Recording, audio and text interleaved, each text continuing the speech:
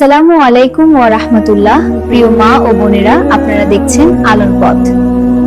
যখন এই পৃথিবীতে মানুষের কোনো অস্তিত্বই ছিল না, তখন একদিন আল্লাহ রব্বুল আলামিন সমস্ত ফেরেশতাদের আরশে আজিমের নিকটে সমবেত হওয়ার নির্দেশ দিলেন। হুকুম পাওয়া মাত্র অসংখ্য ফেরেশতা সেই নির্দিষ্ট স্থানে হাজির হল।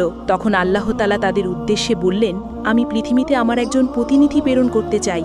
ফেরেশতারা আল্লাহর ইচ্ছার রহস্য বুঝতে না পেরে একযোগে বলল, হে পরওয়ারদিগার, আপনি কি এমন এক সৃষ্টিকে পৃথিবীতে আনতে চান যারা সেখানে অশান্তি সৃষ্টি করবে ও রক্তপাত ঘটাবে? অথচ আমরাই তো সর্বক্ষণ আপনার তসবিহ ও ইবাদতে ব্যস্ত রয়েছি। তবে নতুন খলিফা বানানোর প্রয়োজন কি? তাদের কথা শেষ হলে আল্লাহ রব্বুল আলামিন বললেন, হে আমার ফেরেশতাগণ, আমি যা জানি তোমরা তা জানো না। মানুষ কেমন হবে, কে আমার আনুগত্য করবে আর কে অবাধ্য হবে, সে বিষয়ে আমি তোমাদের চেয়ে অধিক অবগত। তবে জেনে রাখো, আমি তোমাদের মতামত চাইনি, শুধু জানিয়ে রাখলাম মাত্র। আল্লাহ রব্বুল আলামিনের বক্তব্য শুনেই ফেরেশতারা নিজেদের ভুল উপলব্ধি করল এবং আল্লাহ রব্বুল আলামিনের দরবারে ক্ষমা প্রার্থনা করল। এরপর আল্লাহ তাআলা তার 4 জন মহান ফেরেশতাকে ডাকলেন, হযরত জিবরাইল, মিকাইল, ইসরাফিল ও আজরাইল আলাইহিসসালাম। আল্লাহ রব্বুল আলামিনের হুকুম পাওয়া মাত্র তারা নির্দিষ্ট স্থানে এসে উপস্থিত হলেন। আল্লাহ প্রথমে হযরত জিবরাইল আলাইহিসসালামকে আদেশ দিলেন, হে জিবরাইল, তুমি পৃথিবীতে যাও এবং সেখান থেকে এক মুঠো মাটি নিয়ে এসো, যে মাটি দিয়ে আমি আমার খলিফাকে সৃষ্টি করব। হযরত জিবরাইল আলাইহিসসালাম পৃথিবীতে এসে জমিন থেকে মাটি নিতে উদ্যত হলে মাটি আর্তনাদ করে বলল, হে জিবরাইল, তুমি আমাকে কোথায় নিয়ে যাচ্ছ? তিনি বললেন, আমি তোমাকে আল্লাহর কাছে নিয়ে যাচ্ছি। আল্লাহ রব্বুল আলামিন মাটি দিয়ে এমন একটি মাখলুক সৃষ্টি করবেন যারা এই পৃথিবীতে আল্লাহর প্রতিনিধি হবে। কিন্তু মাটি তখন কাঁদতে কাঁদতে বলল, ভাই জিবরাইল, তুমি আমাকে নিও না, আমাকে রেখে দাও। কারণ আমাকে দিয়ে আল্লাহ তাআলা যাদের সৃষ্টি করবেন তারা আল্লাহ তাআলার নাফরমানিতে লিপ্ত হবে, যার কারণে আল্লাহ রব্বুল আলামিন তাদেরকে শাস্তি ভোগ করাবেন। অথচ আমি যদি তাদের শরীরে থাকি তাহলে সে আযাব আমাকেই ভোগ করতে হবে। অথচ আল্লাহ রব্বুল আলামিনের আযাব ভোগ করার মতো শক্তি এবং সাহস কোনোটাই আমার মধ্যে নেই। অতএব তুমি এই বিষয়ে আল্লাহ তাআলার নিকট আমার পক্ষ থেকে ক্ষমা প্রার্থনা করবে। মাটির এই আর্তনাদ শুনে জিবরাইল আলাইহিসসালাম খালি হাতে আল্লাহর দরবারে ফিরে গেলেন এবং আল্লাহ তাআলার নিকট গিয়ে মাটির আর্তনাদ ও তার অক্ষমতা প্রকাশ করলেন। এরপর আল্লাহ তাআলা হযরত মিকাইল আলাইহিসসালামকে পৃথিবীতে প্রেরণ করলেন এবং বললেন, হে মিকাইল, তুমি আমার প্রতিনিধি তৈরি করার জন্য যে মাটির প্রয়োজন, পৃথিবী থেকে সেই মাটি তুলে নিয়ে এসো। হযরত মিকাইল আলাইহিসসালাম পৃথিবীতে আসার পর মাটির আর্তনাদ ও কাকুতি মিনতির কারণে তিনিও খালি হাতে আল্লাহ তাআলার দরবারে ফিরে আসেন। এভাবে হযরত ইসরাফিল আলাইহিসসালামও তিনিও ফেরত গেলেন। এভাবে করে 3 জন ফেরেশতা খালি হাতে ফেরত গেলেন। অবশেষে আল্লাহ রব্বুল আলামিন হযরত আজরাইলকে পৃথিবীতে প্রেরণ করলেন। হযরত আজরাইল আলাইহিসসালাম পৃথিবীতে আসার পর মাটি যখন হযরত আজরাইল আলাইহিসসালামকে কাকুতি মিনতি করে বলা শুরু করল, তার কথার জবাবে হযরত আজরাইল আলাইহিসসালাম বললেন, হে মাটি, আমি তোমার কথায় কখনোই ফেরত যাব না, কেননা আল্লাহ তো আমাকে হুকুম করেছেন আর আমি আল্লাহ তাআলার আদেশ অবশ্যই পালন করব। এই কথা বলে তিনি পৃথিবী থেকে মাটি উত্তোলন করলেন এবং আল্লাহ তাআলার দরবারে ফিরে গেলেন। আল্লাহ তাকে সন্তুষ্ট মনে বললেন, হে আজরাইল, তুমি যেহেতু আমার হুকুম পালন করেছ, তাই আমি তোমাকে একটি বিশেষ দায়িত্ব দিচ্ছি, মানবজাতির রূহ কবজ করার দায়িত্ব। আজরাইল আলাইহিসসালাম বললেন, হে আল্লাহ, আমি যদি মানুষের জান কবজ করি তাহলে তার পরিবারের লোক আমাকে দোষারোপ করবে। আল্লাহ উত্তরে বললেন, তুমি চিন্তা করো না, আমি প্রতিটি মৃত্যুর জন্য আলাদা কারণ সৃষ্টি করব। কেউ অসুস্থতায় মরবে, কেউ দুর্ঘটনায়, কেউ বার্ধক্যের ফলে মারা যাবে। মানুষ তোমাকে দোষ দেবে না। তখন হযরত আজরাইল আলাইহিসসালাম আল্লাহ তাআলার কথায় আশ্বস্ত হলেন। এরপর ফেরেশতারা আল্লাহ তাআলার নির্দেশে মক্কার নিকটবর্তী এক পাহাড়ের উপর সেই মাটি রেখে দিলেন। সেই মাটির অংশ বৃষ্টিতে ভিজল এবং রোদে শুকালো। এভাবে কয়েক বছর অতিবাহিত হওয়ার পর আল্লাহ তাআলার কুদরতি কারিশমায় হযরত আদম আলাইহিসসালামের দেহের আকৃতি গঠিত হলো। তখন আল্লাহ তাআলা হযরত আদম আলাইহিসসালামের এই দেহটিকে বেহেশতে নিয়ে যাওয়ার জন্য ফেরেশতাদের আদেশ করলেন। হুকুম পাওয়া মাত্র ফেরেশতারা ওই দেহটিকে বেহেশতের দিকে নিয়ে চললেন। অতঃপর বেহেশতে পৌঁছার পর সেই দেহটিকে দীর্ঘদিন আত্মাবিহীন অবস্থায় বেহেশতে রেখে দিলেন।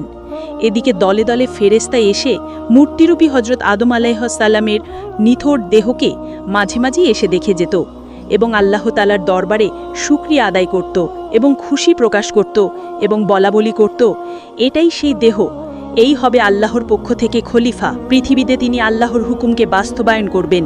ফেরেশতাদের এই সব কথা শুনে ফেরেশতাদের সর্দার আজাজিল, যিনি তখনও শয়তান হয়নি, সবসময় দ্বিদ্রুপের হাসি হাসত এবং এই মৃত দেহটি নিয়ে সে সবসময় টাট্টা বিদ্রুপ করত। সে যেহেতু ফেরেশতাদের সর্দার ছিলেন, এই জন্য অন্য ফেরেশতারা তাকে কিছু বলার সাহস পেত না। এরপর আল্লাহ রব্বুল আলামিন ফেরেশতাদের মধ্যে থেকে হজরত জিব্রাইল, মিকাইল, ইসরাফিল ও আজরাইল আলাইহিসসালামকে আদেশ করলেন, হে আমার ফেরেশতারা, তোমরা আরশে আজিমে যাও এবং সেখান থেকে আদম আলাইহিসসালামের রূহটা এনে তার শরীরের মধ্যে পতিত করে দাও। ফেরেশতাগণ আল্লাহ তাআলার পক্ষ থেকে আদেশ পাওয়া মাত্র হজরত আদম আলাইহিসসালামের রূহ মোবারককে মূল্যবান হীরা জহরতের পাত্রে করে আদম আলাইহিসসালামের দেহের নিকট উপস্থিত হলেন। সেই সময় আসমানের সকল ফেরেশতাগণ আনন্দে মাতোয়ারা হয়ে গেল এবং সেই অনুষ্ঠানে সকল ফেরেশতা অংশগ্রহণ করল। কিন্তু আজাজিল ফেরেশতা ওরফে ইবলিস আল্লাহর এই কাজে সন্তুষ্ট নয়। এরপর আল্লাহ তাআলা হজরত আদম আলাইহিসসালামের রূহকে তার শরীরে প্রবিষ্ট হতে বললেন।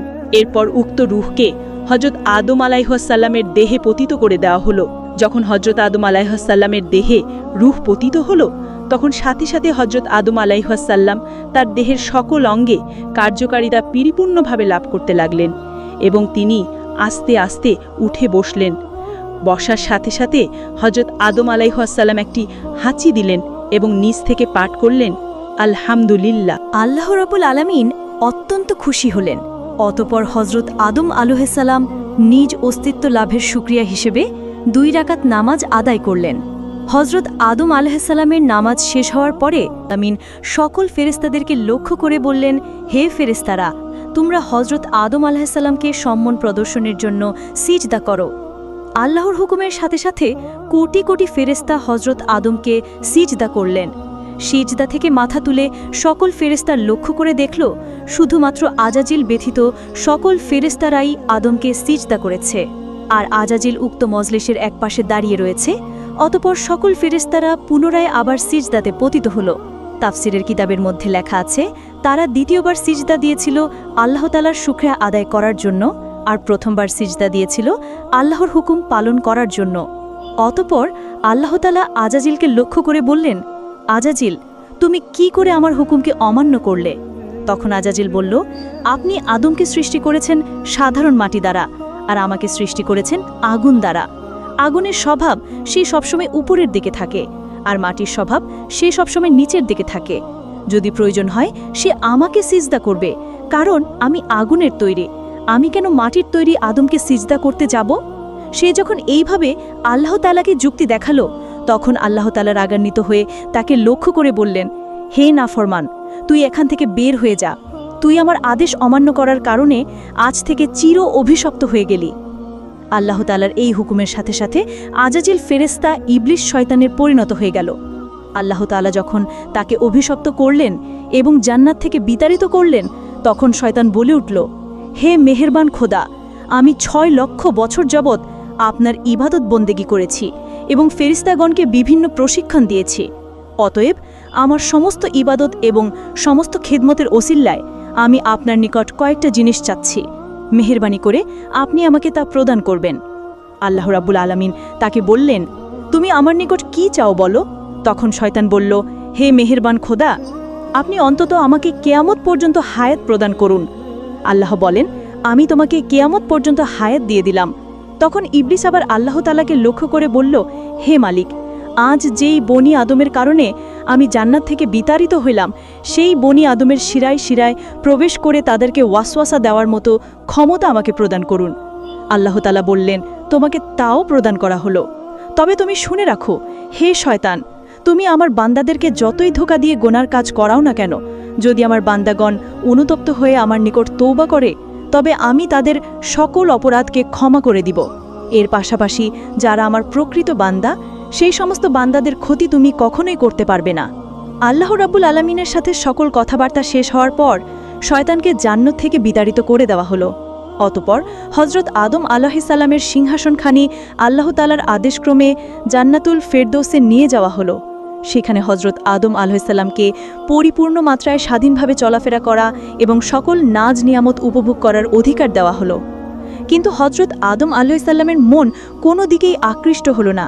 শুধুমাত্র ইবাদত বন্দিগি এবং নীরবে বসে বসে তিনি দিন পার করতেন। কিন্তু প্রাণীজগতের চিরাচরিত স্বভাব থেকে তিনি মুক্ত থাকতে পারলেন না। তিনি বেহেশতের অসীম নিয়ামতের মধ্যে থেকেও সঙ্গীর সাথীর অভাব বোধ করতে লাগলেন। তাই তিনি আনন্দহীনভাবে জীবনযাপন করতে লাগলেন। এদিকে আল্লাহ তাআলা এই বিষয়টি অবগত হয়ে হজরত জিব্রাইল আলাইহিসসালামকে হজরত আদম আলাইহিসসালামের নিকট প্রেরণ করলেন। হজরত জিব্রাইল আলাইহিসসালাম হজরত আদম আলাইহিসসালামের নিকট গিয়ে তাকে লক্ষ্য করে বললেন, ভাই আদম, বেহেশতে আপনার কেমন লাগছে? উত্তরে হজরত আদম আলাইহিসসালাম বললেন, ভাই জিব্রাইল, সবাই ভালো লাগে, চতুর্দিকে তৃপ্তিকর পরিবেশ, এই সব কিছুই প্রশংসার যোগ্য। তবু প্রাণে যেন কিসের এক অভাব অনুভব করছি, যা আমি আপনাকে বুঝিয়ে বলতে পারছি না। আপনি আল্লাহর নিকট জেনে নেবেন এমনটা কিসের জন্য আমি অনুভব করছি। হজরত জিব্রাইল আলাইহিসসালাম বললেন, হ্যাঁ, আমি আপনার এই অভাবের খবর জানি। আল্লাহ তাআলা আমাকে আপনার এই অভাব পূরণ করার জন্যই পাঠিয়েছেন। আপনি চিন্তা করবেন না, অতি অল্প সময়ের মধ্যেই আমি আপনার সেই অভাব এবং আপনার মন কিভাবে ভালো হয় তার সমস্ত ব্যবস্থা আল্লাহ তাআলার পক্ষ থেকে করে দেব। এই কথাগুলি বলে জিব্রাইল আমিন সেদিনের মতো তার কাছ থেকে বিদায় নিয়ে চলে গেলেন। অতঃপর পরের দিন ফজরের পূর্বে হজরত জিব্রাইল আলাইহিসসালাম আল্লাহর ইচ্ছাক্রমে আদম আলাইহিসসালামের ঘুমন্ত অবস্থায় তার নিকট আসলেন। এরপর কুদরতি কায়দায় হজরত আদম আলাইহিসসালামের একখানি বাম পাজরের হাড় বের করে নিলেন। অতঃপর উক্ত হাড়ের উপর রক্তমাংস ও চামড়ার আবরণ দিয়ে সজোরে ফুঁক দিলেন। হজরত জিব্রাইল আলাইহিসসালামের ফুঁকের সাথে সাথে উক্ত হাড়টি একজন নারীর আকৃতি ধারণ করল। এরপর হজরত জিব্রাইল আলাইহিসসালাম হজরত আদম আলাইহিসসালামকে ঘুম থেকে জাগ্রত করলেন। হজরত আদম আলাইহিসসালাম জাগ্রত হয়ে তার সম্মুখে অপরূপ সুন্দরী চাঁদের ন্যায় উজ্জ্বল এক যুবতীকে দেখে তন্ময় হয়ে তার দিকে তাকিয়ে রইলেন। এরপর হজরত জিব্রাইল আলাইহিসসালাম তাদের লক্ষ্য করে বললেন, হে আদম, ইনি আপনার জীবনসঙ্গী বিবি হাওয়া আলাইহিসসালাম। হজরত আদম আলাইহিসসালাম এমন কথা শুনে অত্যন্ত আনন্দিত হলেন। তার প্রাণের মধ্যে যে অতৃপ্তি ছিল নিমিষের মধ্যেই তা দ্রবীভূত হয়ে গেল। হৃদয়ের মাঝে তার আনন্দ ছড়িয়ে পড়তে লাগল। তিনি এত আনন্দিত হয়েছিলেন যা বর্ণনা করে কোনোদিন বোঝানো সম্ভব নয়। তাফসিরের কিতাবের মধ্যে এসেছে, পৃথিবীতে আল্লাহ তাআলা যে কয়েকজন নারীকে সবচাইতে বেশি সৌন্দর্য দান করেছেন, এদের মধ্যে হজরত হাওয়া আলাইহিসসালাম ছিলেন অন্যতম। হজরত আদম আলাইহিসসালাম দীর্ঘ সময় বিবি হাওয়ার দিকে তাকিয়ে থেকে তার নিকটবর্তী হওয়ার উদ্দেশ্যে সম্মুখে অগ্রসর হলেন। তখন হজরত জিব্রাইল আলাইহিসসালাম বাধা দিয়ে বললেন, তাকে বিবাহ বন্ধনে আবদ্ধ করার পূর্বে তার নিকটবর্তী হওয়া আপনার জন্য জায়েজ নয়। অতএব সর্বপ্রথম আল্লাহ তাআলার দরবারে বিবাহের জন্য আবেদন করুন। হজরত আদম আলাইহিসসালাম জিব্রাইল আলাইহিসসালাম দেখানো পদ্ধতিতে হজরত হাওয়া আলাইহিসসালামকে বিয়ে করার জন্য আল্লাহ তাআলার দরবারে ফরিয়াদ করলেন। আল্লাহ তাআলা হজরত আদম আলাইহিসসালামের আবেদনের প্রেক্ষিতে তাদের বিবাহের পরিপূর্ণ সিদ্ধান্ত নিলেন। আল্লাহ তাআলা আদমকে লক্ষ্য করে বললেন, হে আদম, আমি আপনাকে হাওয়া আলাইহিসসালামের সাথে বিবাহ বন্ধনে আবদ্ধ করে দিলাম, কিন্তু এখন আপনি আপনার বিবাহের মোহরা আদায় করুন। হজরত আদম আলাইহিসসালাম আল্লাহ তাআলাকে বললেন, হে আল্লাহ, এই বিবাহের মোহরা এইটা আবার কি জিনিস? তখন আল্লাহ তাআলা বললেন, হে আদম, আপনার বিবাহের মোহর হচ্ছে আমার প্রিয় হাবিব হজরত মোহাম্মদ সাল্লাল্লাহু আলাইহি ওয়াসাল্লামের উপর আপনি কয়েকবার দুরূদ পাঠ করুন। অতঃপর হজরত আদম আলাইহি ওয়াসাল্লাম রাসূলে পাক সাল্লাল্লাহু আলাইহি ওয়াসাল্লামের উপর কয়েকবার দুরূদ শরীফ পাঠ করলেন। আর এর মাধ্যমে আদম ও হাওয়া আলাইহিসসালামের বিবাহের কাজ সম্পূর্ণ হয়ে গেল। বিবাহের কাজ সম্পূর্ণ হওয়ার পর আল্লাহ তাআলা হজরত আদম ও হাওয়া আলাইহিসসালামকে পরম আনন্দের সাথে বেহেশতে বসবাসের সুযোগ করে দিলেন। এর পাশাপাশি আল্লাহ তাআলা তাদেরকে লক্ষ্য করে বললেন, হে আদম, তোমরা মনোযোগ সহকারে শুনে রাখো, জান্নাতের সকল নাজ নিয়ামত তোমরা গ্রহণ করবে, কিন্তু এই যে গাছ রয়েছে এই গাছটির নিকট তোমরা গমন করবে না এবং তার ফল তোমরা ভক্ষণ করবে না। তাফসিরের কিতাবের মধ্যে ওই গাছটির নাম উল্লেখ করা হয়েছে, আর তা ছিল গন্ধম নামক গাছ। এরপর হজরত আদম আলাইহিওয়াসাল্লাম ও বিবি হাওয়া আলাইহিসসালাম অতীব আনন্দে আরাম আয়েশের সাথে বেহেশতে বসবাস করতে লাগলেন।